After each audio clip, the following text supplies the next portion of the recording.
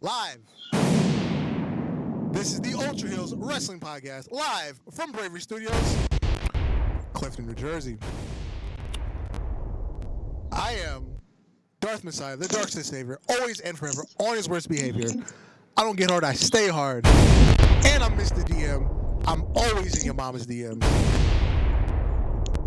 And the other black man on the other side of the screen. Y'all already know who it is. Your boy, Alex the motherfucking Hill, a.k.a. the Stan Lee of podcasting, also known as the leader of the Fuck the Revolt Revival Revolution, or wherever the fuck they want to go by, the CEO of not the Dark Order, but the Fuck with Man Order. And I'm also go back old school, okay, and be the original shit talker tonight. Aight. And on the other side of the glass, because we social distance here at Bravery Studios. Facts. The super producer, Mr. Gnarly Marv. What up, George Jeff? What up, Darth? What up, Alex the Heel? What's up? Here. What's up? So I hear we won't be having the lights go out today. Yeah, hopefully. Although the ambient lighting was pretty cool, but you know, it's just a little hectic last week. Yeah. It was nice at certain times. You know, soon we got quiet, it got dark. Yeah, and I got to sing some old school R&B, set the mood. I was thinking about last week. I was like, damn, every time it got dark, I should have said a dark joke until the lights came back on. dark jokes and R&B to get the panties wet. But We got Commissioner Kelvin also in the chat. What's up, Kelvin? What's up, George? Commissioner says, what up? It's your boy, Commissioner Kelvin, the JJ Dillon of the podcast. JJ Dillon is very Dillon. slept on. Word. Very slept on. word. Hey, Darth. Yeah. Darth, can we talk about wrestling and then talk about the whole allegation thing last? Because I feel like that's gonna be the most talked about shit. Okay, so we'll start with all the COVID nonsense. Yeah, you know. Since that is the title of the show, because WWE's no mask policy allegedly, it got the AEW World Champion infected. Yeah. So Renee Young, who is married to John Moxley, tested positive. And yesterday, after I sent all the information for the show, John Moxley tested positive. So he's on a 2-week quarantine, which conveniently lands the day of Fyter Fest Night 2. So that leads us to an interesting situation. If you're Brian Cage, do you want to have a match with John Moxley? Because, you know, let's say he tests again that Monday before the match, and he's still positive. But then he'll test again Wednesday morning, and he's negative. You want to have that match? You want to take that chance? They're already kind of taking that chance now, wrestling motherfuckers that don't know if they got it or not. So shit, why not pull the trigger? Yeah, it's just a really weird situation. Now back to the whole WWE thing with the masks. The last few TV tapings, they've been allowing friends and family of the talent in the building to, you know, increase the size of the crowd. Anyone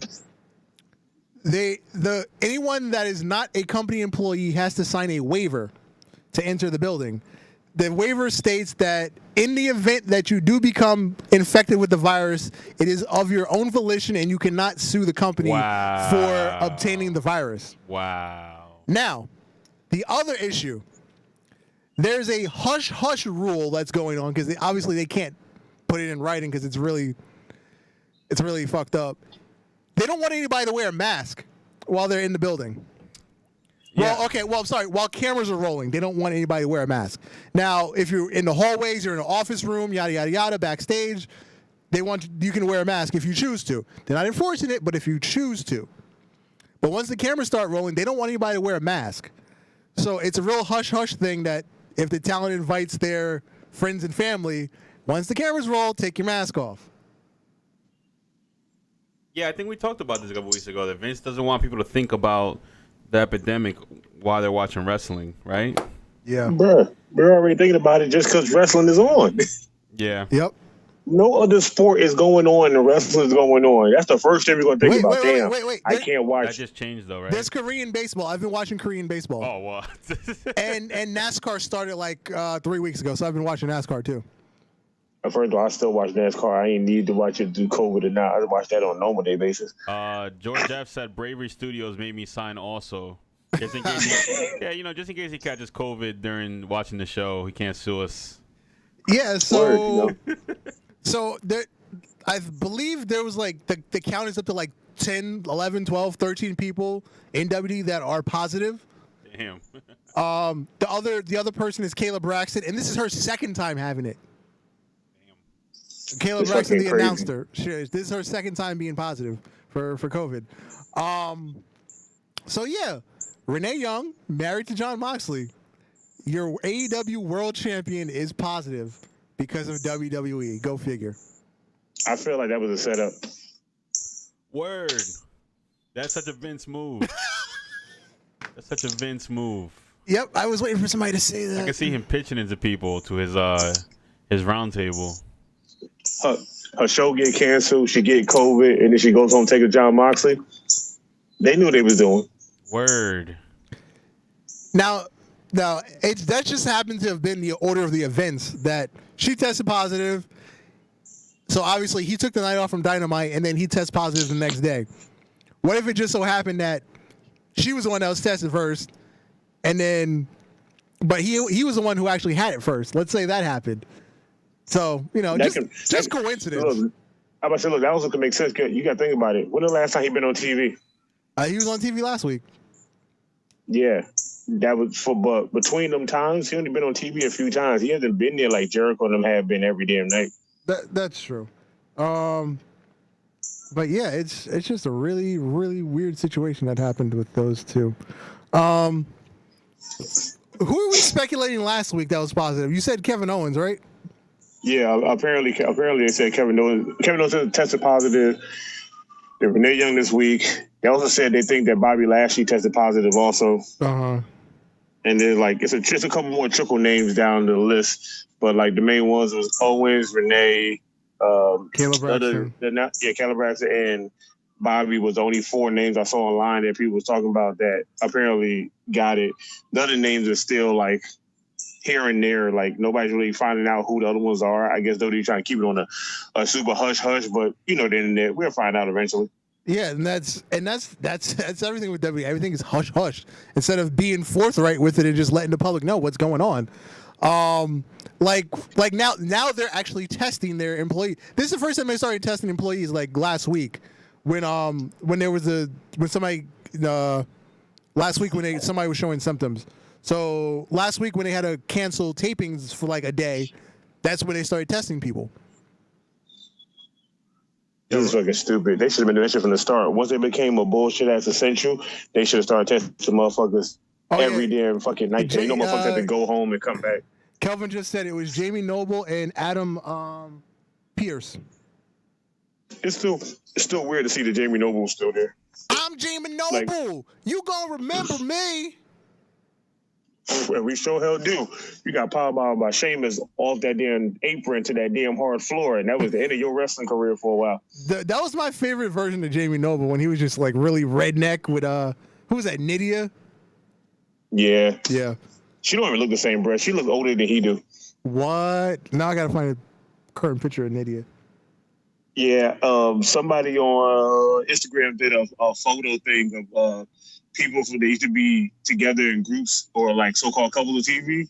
They show a picture of Jamie Noble, they show a picture of her, and I was like, why that picture like they took that shit from back in the day when Jamie Noble was his redneck show? They took that picture of her like fucking 40 years in the future, and it was like these around 2019. I was like, God damn, she got old looking as fuck. She look old looking like how Tori looked. Damn. No, I wouldn't say. Okay, I found one. I wouldn't say she's that old, but she definitely looks, early 40s now. Yeah, she was early 40s, but in like the picture I saw, there was like a high definition photo. Mm-mm. Nah, I'd rather see that bitch on standard PS2 graphics. That shit not cool. Wow. I'm looking at Tori Wilson pictures of now. She don't look bad. No, you haven't seen her in person, because I've seen her in person. You can tell that she's aged. You can tell she's aged. It looks like y'all gotta understand. Done. The photos you see online, those are touched up. But when I seen her in person, me always see her in person, no. Hell no. She looks like a lot older. Like, you can see the wrinkles, the crow's feet, everything, bro. Even when she wear the makeup, it still shows a lot. Yeah. When you look hard enough, yeah, you see it. That comes with the territory. Get it? Shit. Territory. The only territory that shit should come with is like Sable. At least Sable still looks decent for her age, and she aged older than them, and she older than half of them. Yeah, she's pushing. Isn't she pushing 50? Because she's older than Brock. Mm-hmm. She's like in her early mid-50s, and she still look younger than most of them. Hold on, let me Google her age. WWE, Sable, Wikipedia. She is. Oh shit, she's 52. Oof. Yeah, early, almost mid, and she still look good for her age. And Brock is 42. Yeah, Brock is sucking the essence out of her slowly so he can stay young. Damn. And his brolic ass daughter. Damn. Yo, I follow her on Twitter now. Oh, word. I follow Twitter and she followed me back. That's what makes it more funny. Yeah, I really want to see her become a wrestler, to be honest. Dude, the sad thing is she does a couple like Olympic sports at her school, and Brock showed up to one of her school events and she took a picture of it, and you can see in his face that he was like, "Motherfucker, what the fuck are you doing? Don't take that damn picture of me sitting on the bleachers." And he's sitting like so far in the front of the bleachers, and everybody else is sitting away from him like they don't know who the fuck he is. I was like, bruh, he can't even be incognito because he looked mad awkward. Yeah. When I find a photo again, I'm gonna send it to you. All right. Kelvin said Terry still look good though. No.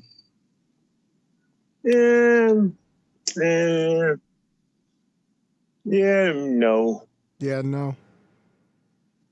Like I take Sunny, even though Sunny got chubby, she still look younger than Sable do. And she like how old again? Sunny a thick girl. I'll give it to her. Yes, yeah. Oh no, wait, no. She doesn't do black guys. Remember? Oh yeah, that's she cool. did say that. That's cool. That's cool. Trying to do black guys. I'm brown, so I don't care. Or maybe it was just reporting that she wouldn't do black guys because I don't know. Because apparently she's seen everybody's penis in the wrestling industry. I believe it. I'm surprised she ain't the first person that came out and said some shit about all this shit. She said I think it was Viscera was like the biggest one she's ever seen. Bro, round of applause for Viscera. That's crazy. Not even mad at him. She was Big Daddy V for a reason. She was like he pulled it out and it just kept rolling down his leg. God damn. You know that reminds me of the episode when Tom had that nightmare in the shower in the Boondocks. Oh man.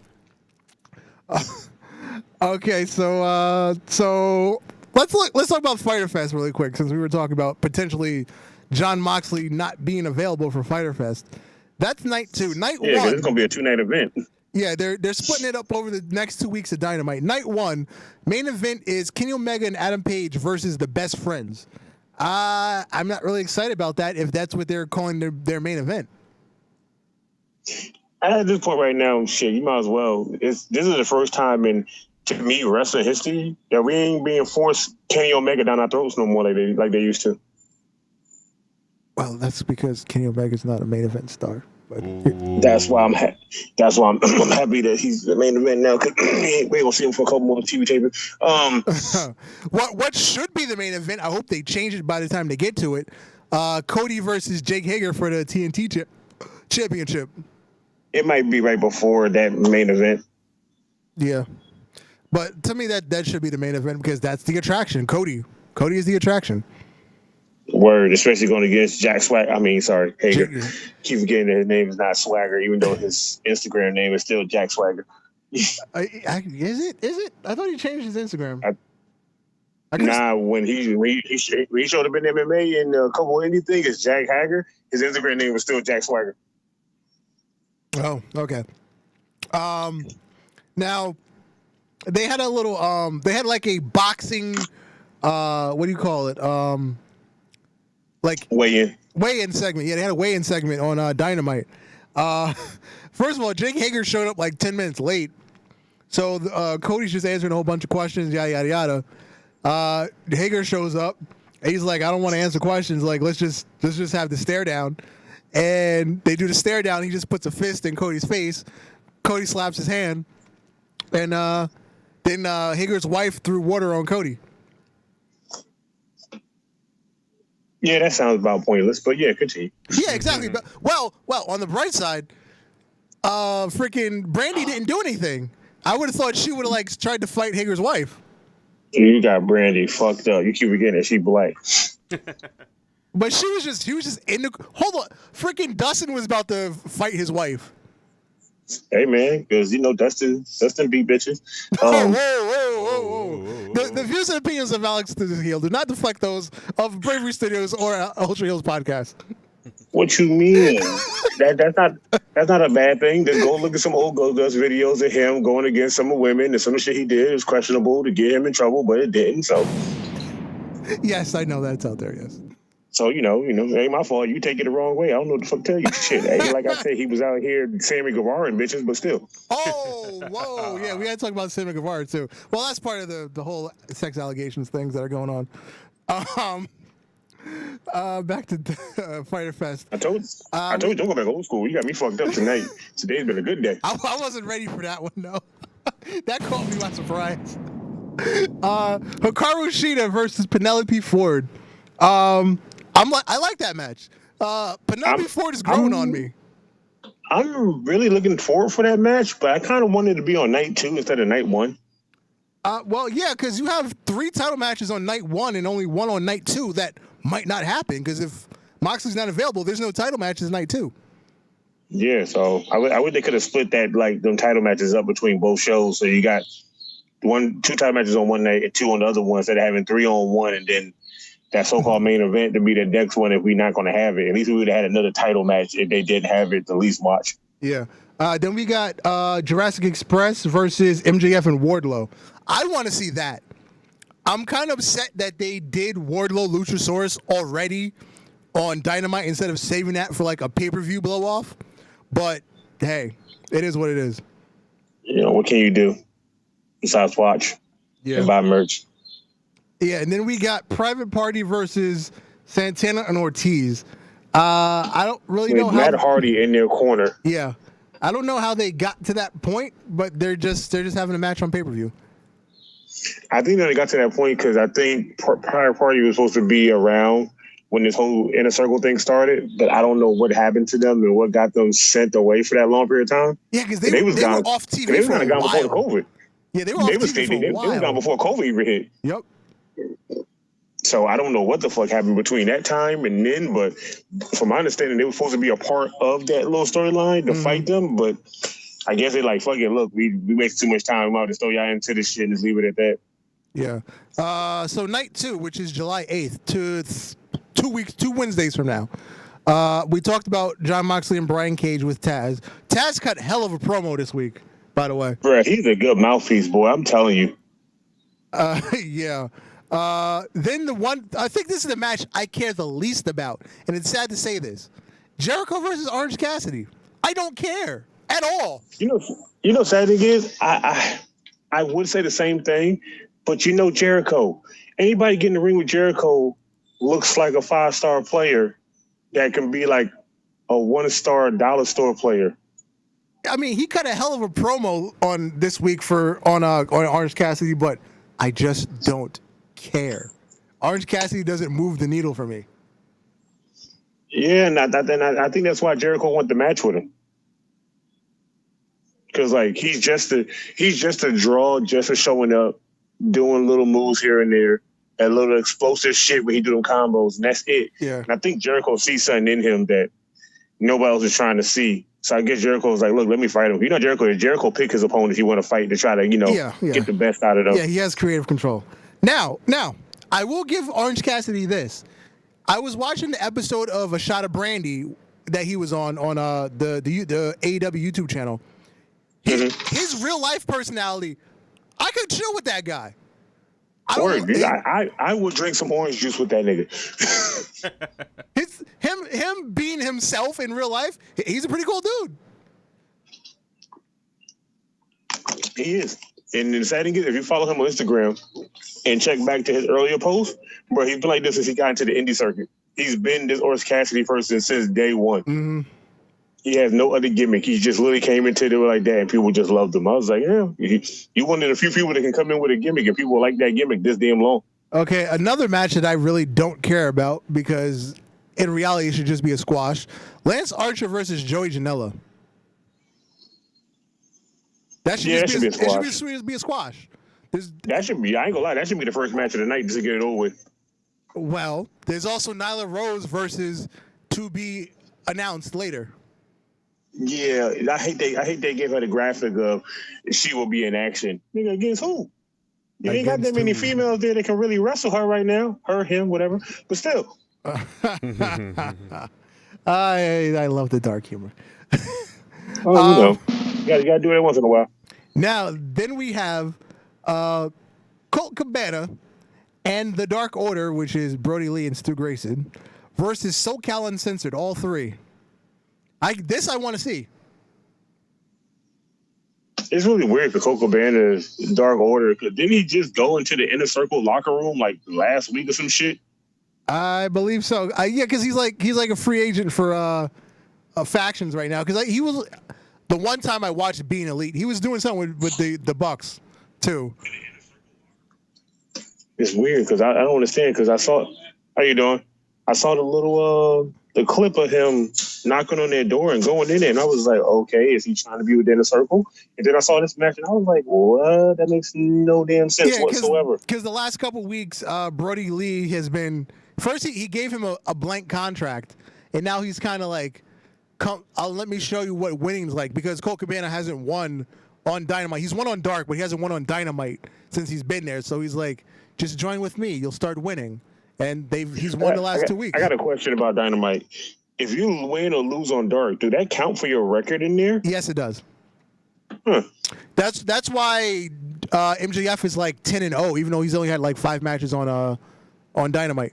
Because remember, he was missing all of like early parts of COVID. That makes sense. Dude, what you call still got the best record there? Who? What's her name again? Riho? Yeah. No, it's now MJF. MJF now has the best record because I think his career, he's like 15-0 with one. Wow. He's 15-0 in. No, he's 15-0 in singles. He has a loss in a 6-man tag. That's his only loss, is a 6-man tag. That's strange. Yeah. But, wow, that's actually impressive as hell. Yeah. I give him that for now. Which also is weird because since he's been there from the beginning, he's only had 15 matches on record. That's a pretty low number. It is, but how many tapings have we got at AEW? Like 30? Yeah, that's just the thing. Sammy Guevara wrestles on like every episode, plus Dark. He's like 16 and 18. Sammy Guevara. He's had like 30-something matches. You gotta think about it. Sammy Guevara is like what? 5'9", 5'11", $120. Shit, he's the throw around child. He's the little brother to everybody on the roster being the big brother. Yeah, that's true. That's true. And the final match, which this match made no sense when they announced it, but I'll watch it. It's FTR and the Young Bucks versus the Butcher and the Blade and the Lucha Brothers. Yeah, I don't get that whole match at all. It makes whatsoever. No sense. No sense. It makes no sense, but I know they're going to put on one hell of a match because that's a lot of motherfuckers with a lot of talent. Because okay, FTR, they follow rules. Lucha Brothers, they don't follow rules. They don't tag. They don't do anything of traditional tag team wrestling. Then there's the rivalry with the Bucks, and then they've been beating the Butcher and the Blade every week. So it's a lot of shit going on that doesn't quite add up. It's a show of a clusterfuck. That's all it is. Yeah, but we all know it's just leading to whenever they get to Bucks versus FTR. That's all it's leading to. Yeah. So I'll be happy if it leads to the Bucks versus FTR and the Lucha Bros versus Butcher and the Blade. Yeah, I wouldn't be mad at that. I still wish they would do something better with Butcher and Blade because they have a great gimmick. They do. It's just that I don't know. Like, I think we need to get back to the world being regular for them to be relevant. Because when they showed up, when the crowds was there, they was popping. But now you got no crowd there, and now it's just weird for them. Because when they first showed up, when they were like MJF's mercenaries, they killed it that first 2 weeks. and then they just job the hell out of him. Basically. So, I don't know. It sounds like it sounds like a WWE push. Yeah, it does. All right, Dusty's in his grave turning over twice. Yeah. Let's do NXT first, because NXT was pretty good. They actually won this week in the ratings, which I was shocked at, because I didn't think it was exceptional. Because other than the title match at the end, I didn't think the night was that special. But nonetheless, I don't even remember had the matches that night except for the Keith Lee match. That was the only match I was looking forward to. They opened up with Cameron Grimes and Damian Priest. Cameron Grimes won. Then we had El Phantasmo, who's no longer El Phantasmo. I always forget his new name. He done dropped the mask and now became a Mexican mafia hitman guy. Escobar something. He beat Jake Atlas. Dakota Kai and Raquel Gonzalez beat Kaden Carter and Casey Catanzano. That was basically a tune-up match for Dakota Kai, because she's going to be in the women's title match in a couple weeks or whatever. That makes sense. Karrion Kross tapped out Bronson Reed. No, Bronson Reed's been losing a lot of matches. Yes, he has. Rhea Ripley defeated Aaliyah. That was just, giving Rhea Ripley some run time, because she's been not looking too hot lately. Behind that match, Mr. Robbie E. Oh yes. He was coming out of retirement. Yeah. So I just want to see him come out. I just hope he don't come out with the hair spiked up with the New Jersey gimmick. I'm just hoping he don't do that. Dexter Loomis defeated Roderick Strong via countout. Now, before the match, they showed this video package.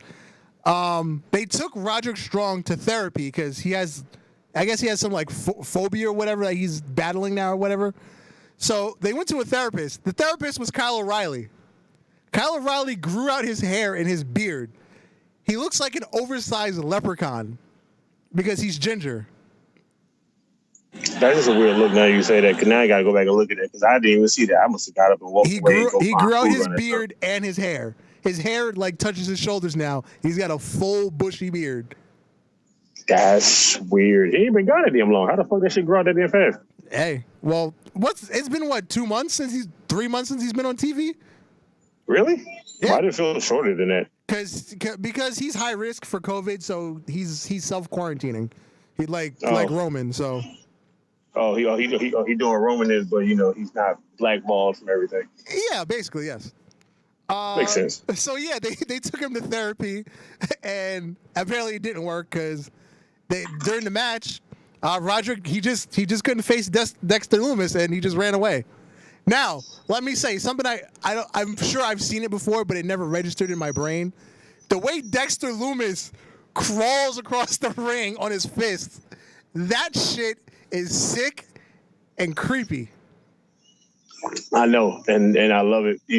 You know what he also does that is so funny, that's also weird? If you follow him on any social media, if he has a match with somebody and he beats them, he's a good artist. He draws himself beating them worse than what he did in the ring. Oh yes, yeah, and I've him seen always those. on top. I've seen those. Yeah, that shit is so funny because he is good as hell. He's like fucking. He's like king. He can draw his ass off when he comes to his matches. Yeah. What is his nickname? The Tortured Artist. Yeah. That's so weird because when he was in TNA without that mustache, he looked like a real pedophile. I swear he like a pedophile. I don't give a fuck what nobody say. He still does, but he looked weird. Now, see with the mustache, it makes him look, less pedophile than he did. Cause he was smooth face. He's like one of them dudes that would like run up on you, touch you, your wife or your kid, and just disappear into a crowd of people. Wow. Our main event, the North American Championship Triple Threat. Keith Lee defeated Finn Balor and Joey Gargano. He will now face Adam Cole in a winner-take-all match next week. No, sorry, 2 weeks from now, which will be Fyter Fest Night 2. 2 weeks from now, Adam Cole, Keith Lee, winner-take-all, North American and NXT Championship on the line. That was a good-ass match between all three, though. Mm-hmm. That's the first time we had all three of them actually face each other like that. Now, there was one spot that I thought was going to go a different way. It was He had Finn Balor and Gargano like this. I thought he was going to do a double Northern Lights suplex, but it was only a backdrop. And I was like, eh. Bruh, he too big to be trying to do a Northern Lights suplex. I don't think he'd have made it all the way. If he can do moonsaults, he can do a Northern Lights suplex.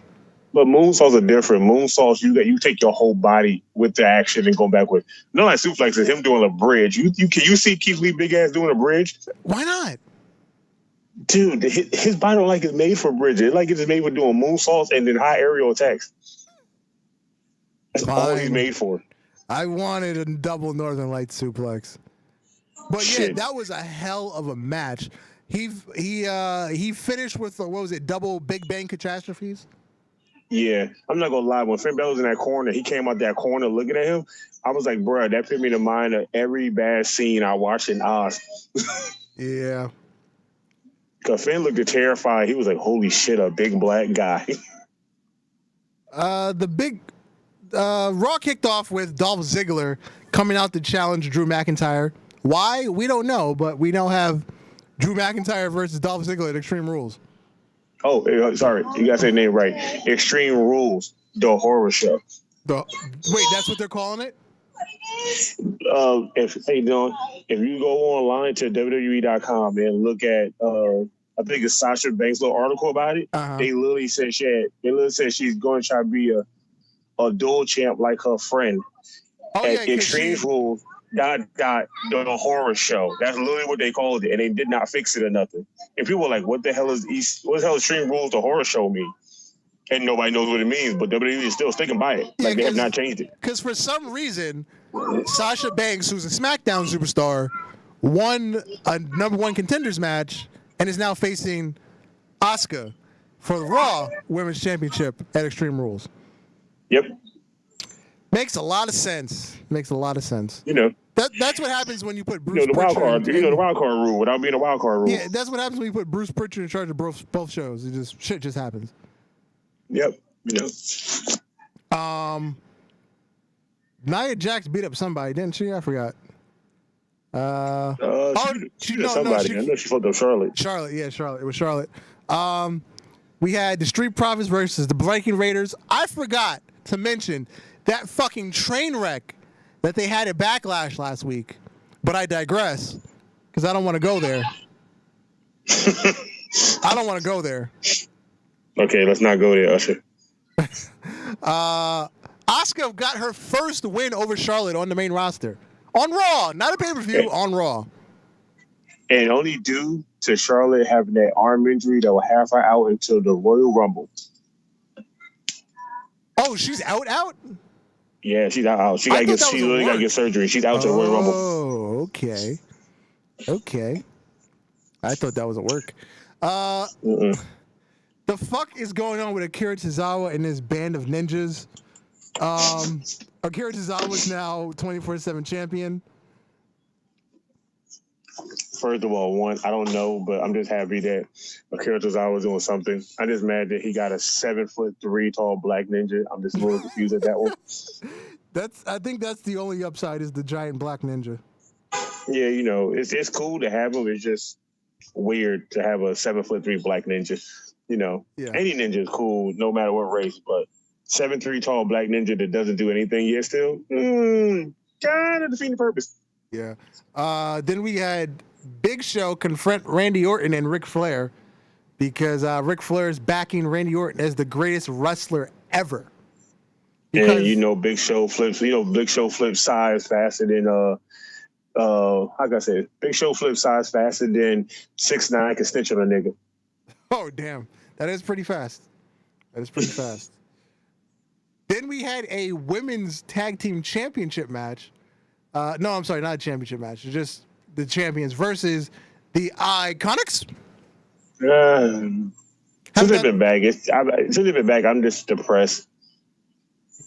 Yeah, because I want them to actually win, but they're jobbing the hell out of them. Hey man, you know what Vince do when you home for a long period of time and you don't come do what he say? You about to get jobbed the hell out. Oh, speaking of which, they were on Up, Up, Down, Down this week. They were on the the Retro Roulette episode, I believe, and they played a bunch of old ass video games with Xavier Woods. They're both doing like really crazy. Well, not really crazy stuff, but they all have like they both have side ventures going on. One of them is doing some sort of like cooking channel on YouTube, and the other one is what is the other one doing? I forgot what the other one's doing, but yeah, one's starting a cooking channel on YouTube. That sounds like Sarah Logan, because Sarah Logan announced that she's stepping away from wrestling altogether to do other ventures. Yeah, she's quitting. Yeah. So all I heard was next. Yeah, next. Then our main event match, because there was bullshit after it. Our main event match was Apollo Crews versus Shelton Benjamin.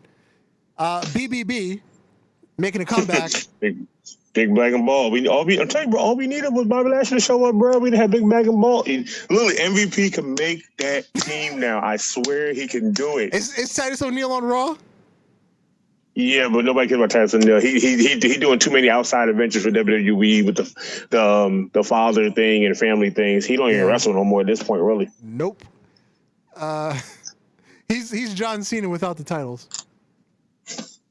He's David Otunga without titles.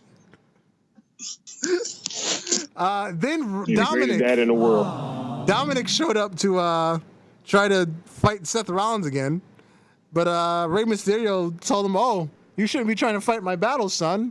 Your mom was worried about you. She was so scared. You didn't answer your phone. Where were you?" Bitch, I was here with you. I traveled on the plane. Fuck. So yeah, Humberto and Aleister Black came out to help, but the Seth Rollins and his disciples still got the upper hand. That would be Murphy and Austin Theory.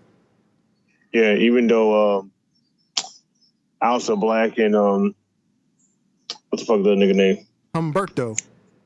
Yeah, Humberto, because I hate him. And they came out and tried to save them, but it didn't do much.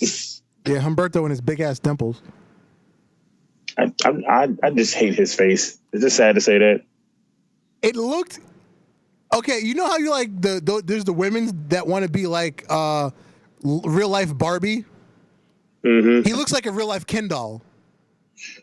Humberto got a face that makes me just want to punch it with like a steel pipe. Oh shit. It's sad. Like, I don't know what it is about him. Like, ever since he showed up, I just have not liked this guy at all. Like, I want to like him, but I just physically can't. Going back to last week's SmackDown, we kicked off the night with AJ Styles having his Intercontinental Championship celebration, which was then interrupted by the original bro, Matt Riddle. Because he's going to be the bro that runs the show. I ain't gonna lie, runs the show. I ain't gonna lie, that was a little fast, quick wit right there. Cause I couldn't think of shit for him to say. I was in my mind like, I can't think of nothing he could say to make him say he's gonna run the show until he said that. I was like, okay, he got that one. And they had a really nice match. It was short, but it was a really nice match for 7 minutes. It was short. It was clean, and he won a real 1, 2, 3. Yes, exactly. What we don't see many of those. No, we don't. Especially with new people to come on a roster and then get a match unless they have hype behind them. Man, we don't really have that much hype behind him coming to the main roster, and he still got the win. Yep. For some reason, Lucha House Party had a match against New Day. Of course, they lost, but Hey man, they gave it their all. Especially fuck was his name? He did a suicide dive. He did jump over the rope and his fucking back hit the back of the damn announce table. Oh, Lince Dorado. Bro, I know he felt that because I was like, oh, fuck that. Yeah. So Sasha defeated Nikki Cross in a 1-on-1 because Nikki Cross and Alexa Bliss are trying to get another shot at the tag titles, but that's not happening. And they about to push to the back of the line, like the back of the line. Yep. And then we had Eater of Worlds Bray Wyatt appear to I love this part. to challenge Braun Strowman to another title match. I was cool with that when he started talking and he said, I learned how to resurrect the dead. I said, oh shit, we got Bray Wyatt, the fucking Colt leader coming back, and I'm okay with this. Now maybe this I like to see it. Okay, you're talking about the horror show. Maybe this is where they're talking about the horror show. Hopefully it's not a House of Horrors matches, because that was bullshit the last time we saw it. But yeah, maybe this is the horror that they're talking about, is Bray Wyatt and Braun Strowman. It might be because I think WWE wants Bray to have his Bray Wyatt Firefly Funhouse gimmick. He want him to have the Fiend gimmick, and I think they want him to bring back the Bray Wyatt cult leader gimmick also. So he's going to be like Mick Foley. The Eater of Worlds. So we're going to have Bray Wyatt, the guy that comes around in the big ass sweaters. I think he gets them big and tall.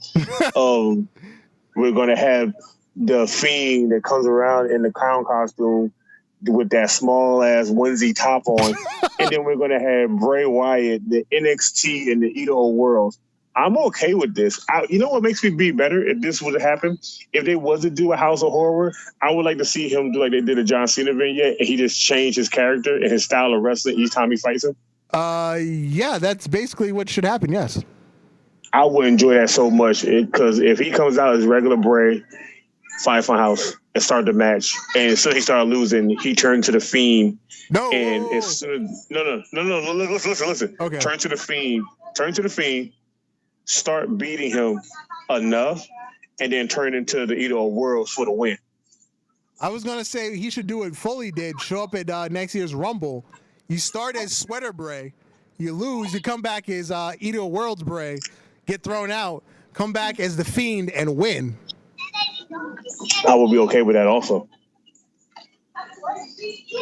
Hell yeah, I'm okay with that. You know, we need to start that to start trending online. What do you think of The Faces of Bray Royal Rumble, hashtag.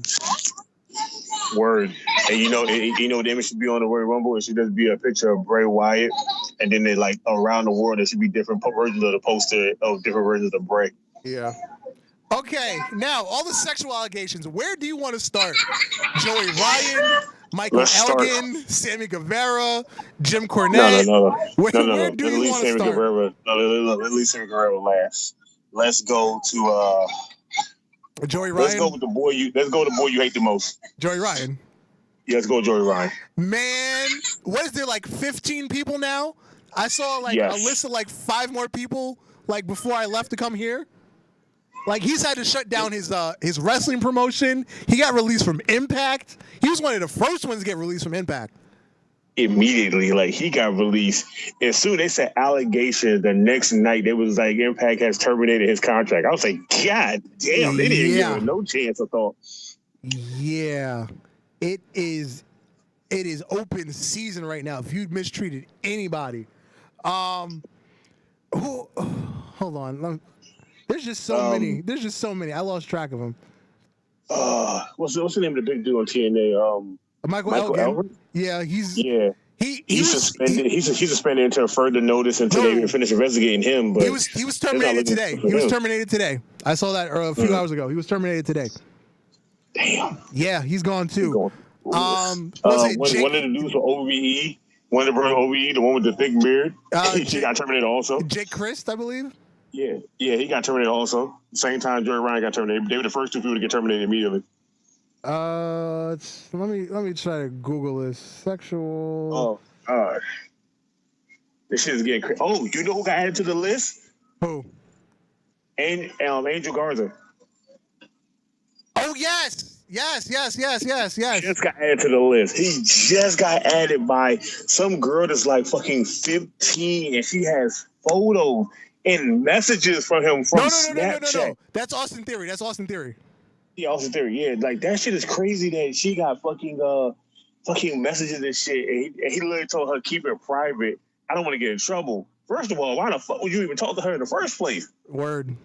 Niggas are fucking up. Last week, Jack Gallagher was immediately fired. Let's see who else. David Logano, the vice president of NWA, he resigned from his position from allegations. God damn, son.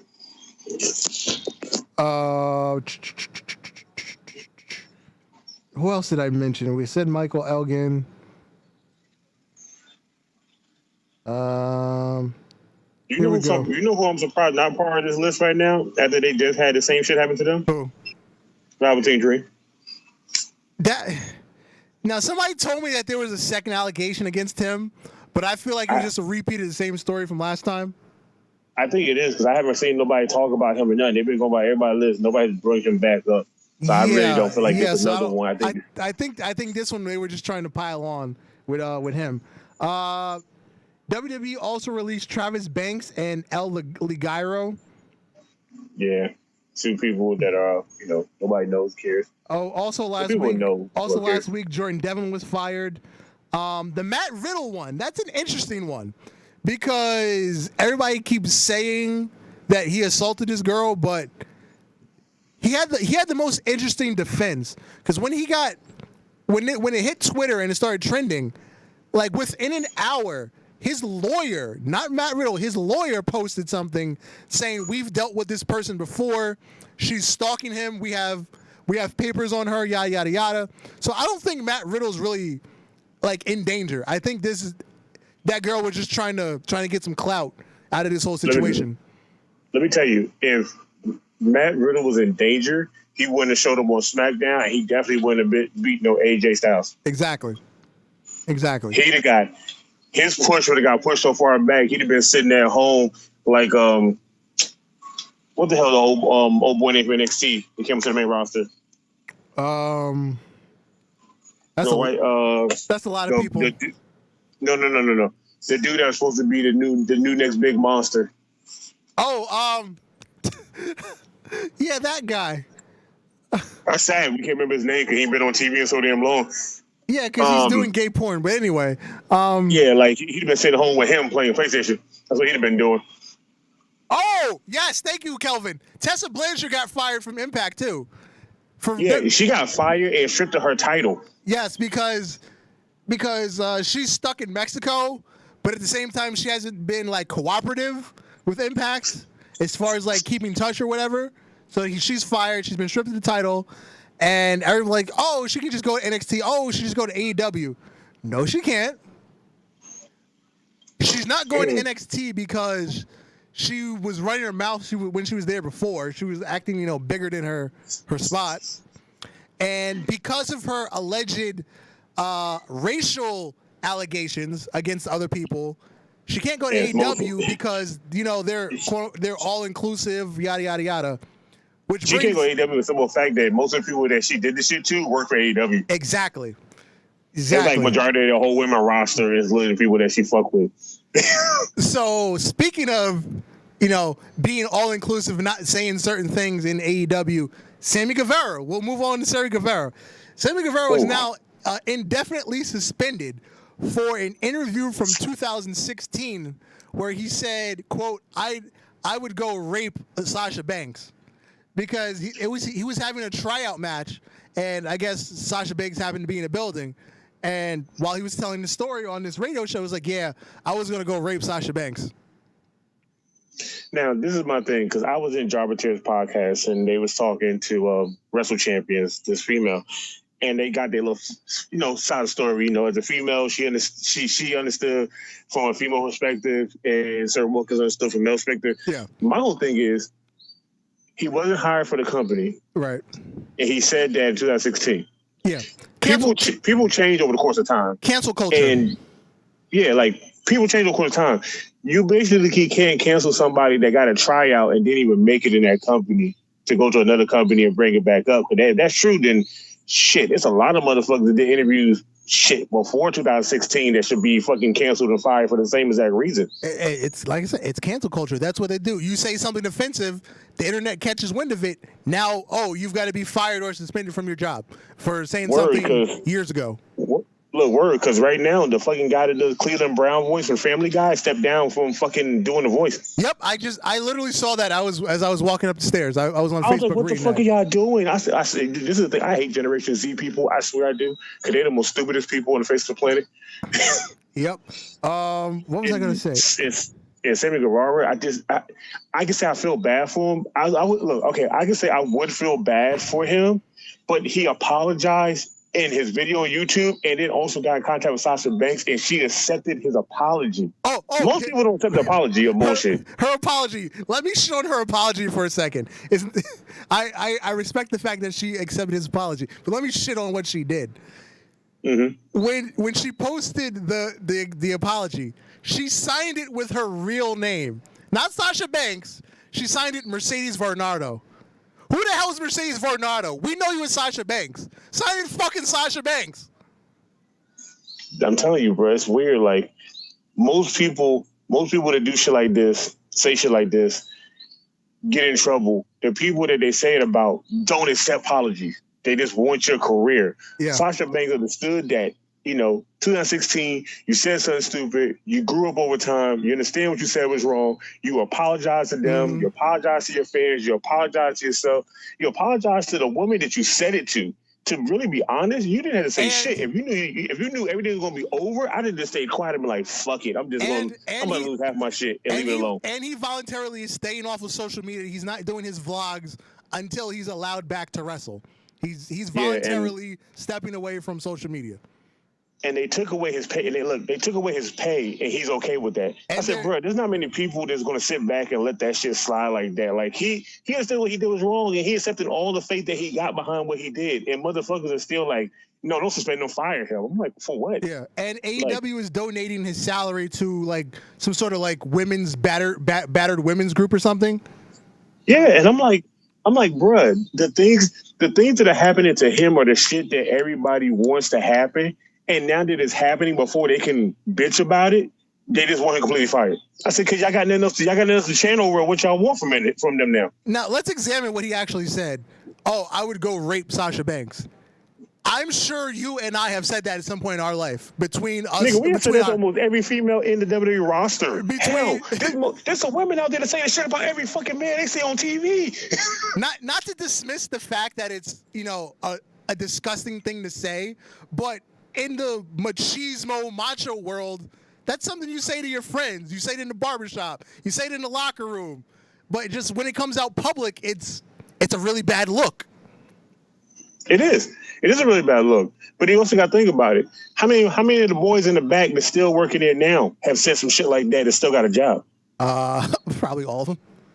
So, like I said, like the only reason they get Sammy Guevara, I feel like this is the Triple H treatment from the curtain call. Yep. He's the youngest, and he doesn't have that much to lose because see how he's young, he still can have a career somewhere down the line. If he was older and this happened, he knew his career is done. There's no way hell he can come back. There's no way hell. Yeah, but you know who got his back though? Jericho does. Yeah. Kelvin's saying there's a bunch of wrestlers retiring over this too. Yeah, and it's like look, I understand. This is the thing I don't get. There's certain wrestlers that we know in the indie circuit are leaving. Dude, Danny Maff got accused of this shit too, bro. Yes, he did. And he stepped down from teaching wrestling schools for right now. He's not even doing no appearances.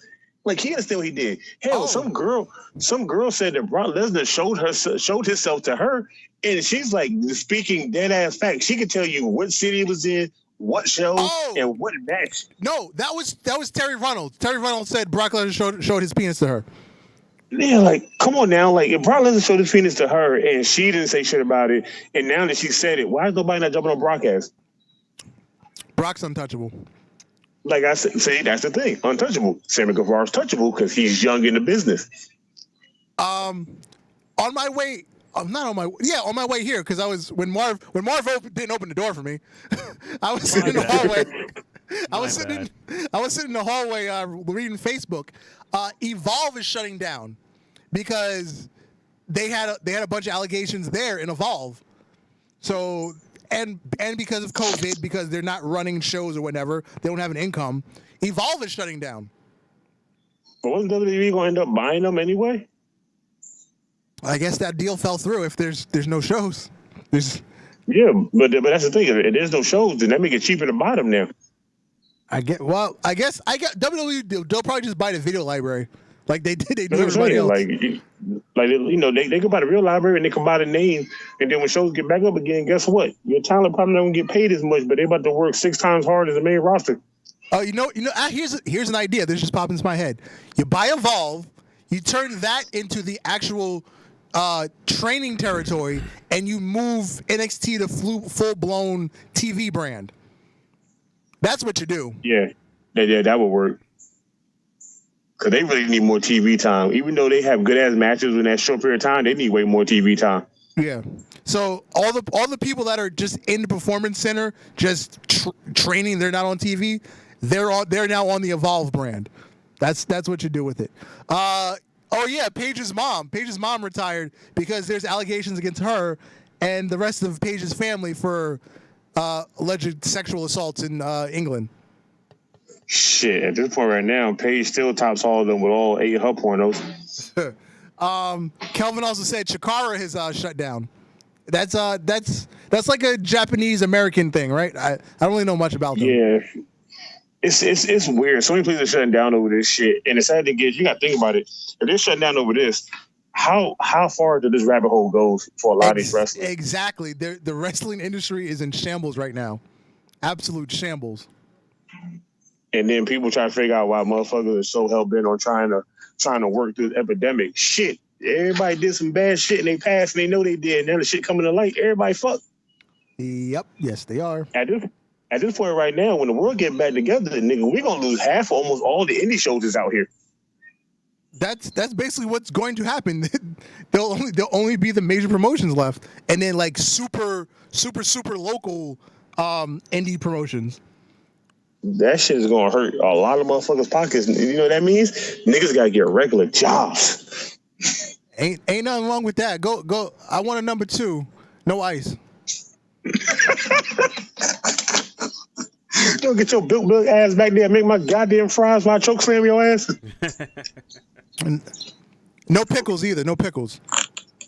Yo, I pickle my shit. I'm calling your boss. I be at Popeyes ordering my chicken sandwiches, no pickles. You know why I order no pickles? Because they make them fresh. Because if you just give me a spicy chicken, they take the one out the window. No, I want it fresh, no pickles. And then they'll make me the fresh one, but they'll put pickles on it anyway. Fuck is wrong with you people? That's how me going to McDonald's. I'll be like, let me get a McDouble, no pickles, no pickles and mayonnaise. The motherfuckers give me this shit with extra pickles and not a thing of mayonnaise. I'm like, nigga, how the fuck y'all fuck that up? You wrote it on the screen. Yeah. The shit not that hard to make. Yeah. I tell you, boy, I had a lot of dark jokes with Sammy Guevara, but I guess them allegations already raped him first. Yeah. The question is who's next? Who's next? As Goldberg says, who's next? You know what sad thing is? I've been sitting around, I've been thinking about it. I've been trying to figure out who is next. Because who could be a person that look like they would say some shit by like outrightly funny to somebody and they flip it and turn it around. Because you know Braun not gonna do it because Braun keep his mouth shut outside of WWE. All he do is shoot guns and hang with EC3 and fucking Drake Maverick all the damn time. So you know he stays quiet from all that bullshit. EC3 stays quiet. Drake Maverick with his hot ass wife, he definitely ain't saying shit. Oh yeah, I forgot about his wife. You know AJ not gonna say shit with his kids. The New Day definitely ain't saying that goddamn thing. Actually, AJ does be saying some stupid shit. He was on The Bump, I believe it was, and I think Daniel Bryan was on the same episode. And he made a joke about AJ Styles. AJ Styles is a flat Earth believer. That's fucked up. Yeah, he's a flat Earth believer, and he's a Republican, and I don't want to say he's homophobic, but he's made some homophobic, insensitive comments recently. That's weird. I don't see how people can be homophobic, but then want to wrestle a dude in small ass draws. Yeah. I find that very strange. But I think AJ's also bulletproof because of who he is. Like he's a Southern boy. He doesn't know anything other than really traditional. Wrestling. Nothing besides wrestling and sports. That's all he knows. He just knows really traditional beliefs. He not being gay. He's Republican. So he's not big. He's not big ass. I think he gets a pass because he's not.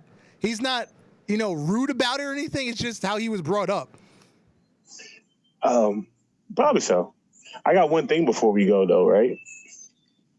Okay. Did he freeze? Yep, he's frozen. Wow, as soon as he said I got one thing. If I had one wish. There he goes. He's back. So I'm about to say something, right? Yeah. my life, I swear. Yeah, your grand finale gets cut off. Go ahead. What I was gonna say was, you want to hear a funny story about the Undertaker and AJ? Okay, go ahead. So apparently, Undertaker knew that this match was coming for WrestleMania, the Boneyard match, right? He called Vince personally and told Vince. Yeah, I heard this one. Go ahead. Oh. Again. All right, I'll tell a story. I'm in suspense now. I'll tell a story. So no. I can tell you. It's just my father keeps calling me, and I don't know. He told Vince to call AJ and tell him with a straight face that he found somebody else that he wanted to put over WrestleMania.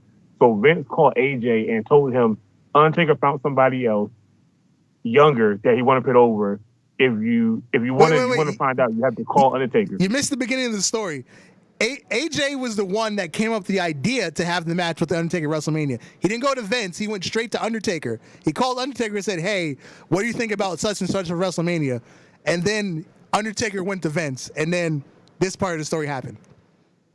Yeah, he basically told Vince to call him and tell him that he found somebody younger. He wanted to wrestle him instead. So Vince called him and told him with a straight face over the phone, Undertaker got somebody else he want to wrestle. Your match might not happen. So AJ said, "Bullshit. Y'all ripping me."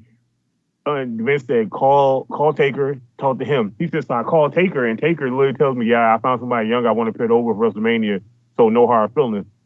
AJ said in the phone to Undertaker, bullshit. You're ripping me. Stop fucking playing." Yeah. And that's how we got the Boneyard match. That's fucking funny. That's so funny that Undertaker know his last match. He's like, "Fuck it, I'm about to fuck with AJ. Let's just go ahead and tell him I'm not doing that." Now the thing is, that phone call took place in like January, so that was before COVID and not having a crowd. So Undertaker and AJ both thought they were having a legitimate match in the ring, but shit happens and they ended up having the Boneyard match instead, which I think worked out very good. It did, but it sucks for the simple fact that we find out now that was his last real match. Hopefully he don't come back next year. If Vince really needs him, he did say that if Vince really needs me, he's gonna be needed eventually. But my thing is this: he said that was my last match, and that's the last ride for his Cowboy. But you signed a 15-year contract, so what the fuck are you doing for the next few years? I hope he goes to NXT and is a trainer. That's what I want to see. At least do it part time. Like show up like 1 week a month and just help train the big guys. I'm cool with that. Not a bad idea. That word, because that tall ass 7'3" nigga, I feel like he gonna need some training, because big dudes like that don't last long in WWE. Because during the last episode of The Last Ride, they showed he took a trip to the Performance Center to do a favor for A-Train, because A-Train called him and said, "Hey, can you come talk to my big guys?" And he was so invested in that one day that he was there helping train the guys. It was like a breath of fresh air for him. There's talking wrestling and showing people how to do things the right way. Wasn't that the way he talked to? He shook Damian Priest's hand. Yeah. He posted a picture of him when he met Undertaker when he was like 14. He shook his hand. He said, "Damn." He said, "That's a full circle right there." Yep. So yeah, it's been another interesting week in wrestling. Where I think should happen now. Now that we got Dark Side of the Ring, we need these sex allegations to come up as a whole story. Man, too soon. That would just be a whole season at this point. Why not? The wrestlers do it. We can start off. Look, we can start off with Tessa Blanchard and end with Sammy Guevara. I guess so. That's how they started. Ended. This has been the Ultra Heelz Wrestling Podcast, live from Bravery Studios. I'm Darth Messiah. Go look at your mama's DMs. You might see my name there. And you, sir? Alex the Hill, the leader of the Crip Lacrosse Space. Don't get it twisted. And we are out of here.